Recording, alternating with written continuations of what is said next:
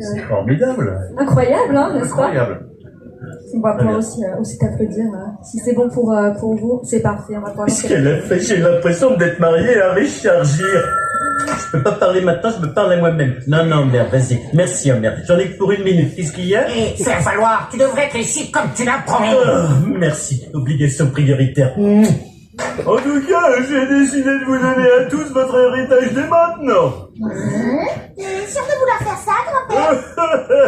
J'ai envie de voir les têtes que vous ferez quand je vais partager avec vous le fruit de toute une vie de labeur.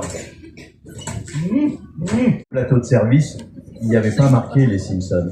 Il y avait un faux titre, il y avait Yellow Submarine. Et voilà, ça c'est bon. Déjà en 2007, la Fox était déjà très frileuse. Et l'enregistrement des Simpsons, il fallait pas que ça se sache.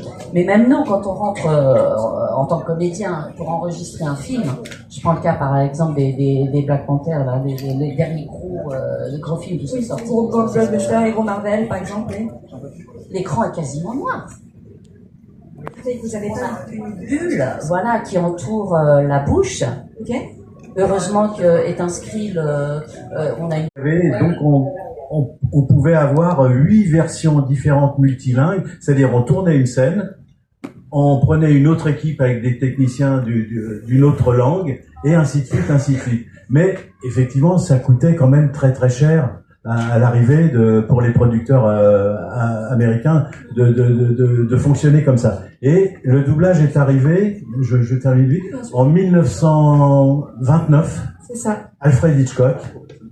Il a 30 ans à l'époque, à Hollywood, et c'est son 3e film qui s'appelle Chantage. Chantage, il y a une version muette, et il y a l'occasion, un saut technologique. Si vous avez des questions, gardez-les bien au chaud, puisqu'on aura une petite session Q&A à la fin de cette rencontre. Mais avant d'entrer dans le vif du sujet, de nous expliquer un peu comment ça marche, comment s'échauffer la voix, comment bien sûr doubler, on va faire un petit rappel de l'histoire avec un grand H du doublage. Avec bien sûr par définition le doublage des lignes festivals pour nous au studio SNCF Voyageurs, et elle est juste exceptionnelle. Alors bien sûr on va les introduire, mais avant tout merci de prendre place dans ce studio, dans cette petite bulle de confort, de gratuité, très important puisque vous n'avez pas besoin d'avoir un pass pour venir nous voir, pour venir profiter des BD qui étaient en lice pour ce faux polar SNCF Voyageurs 2025. Romain Renard s'est détaché avec Revoir Comanche, on l'a reçu tout à l'heure et il nous a fait un petit show, c'était exceptionnel. Je vous recommande grandement de vous procurer cette bande dessinée et surtout de profiter sur ces dernières heures, puisque le studio ferme à 16h30, de profiter de la lecture manga, de